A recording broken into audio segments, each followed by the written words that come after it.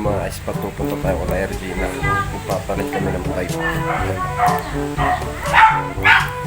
Tara, samahan nyo ako. Let's go! Yo mga kaispat, tumigil muna tayo dito sa C6 kasi may nakita akong palamig, no? Ang init, nagpalamig muna ako saglit. Ito pala yung status ng C6 ngayon, maluwag.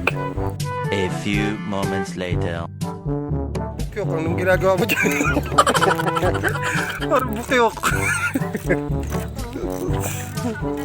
At yun mga ka-spot, no, kanya-kanyang kalas na kami ng pipe, no, at magpapalit pa kami para maiba naman yung tunog. Ito nga pala si si Regina, si Bukyok.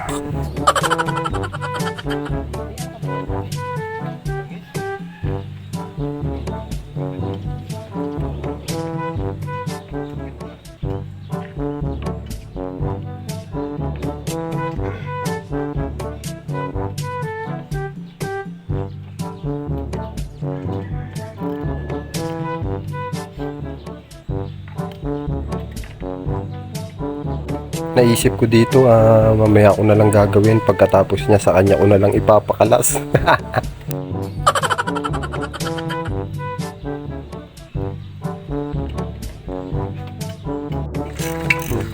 Yan o, swap kami ng pipe.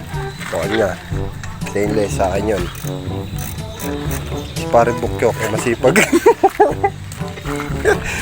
Yan ha. Kakalas muna kami para matapos na. At may pinaplano di maganda to eh. At yun yung mga ka-spot, umuwi na rin ako kagad. May inihanda palang alak si paring Lucas, kaya lang ayaw ko mag-inom kasi nilalasing pa ako gabi at hindi pa maganda yung pakiramdam ko. Grabe yung hangover ko at ayan, nakakabit na yung pipe, no. Yeah, solid ng tunog. Salamat sa iyo, pre.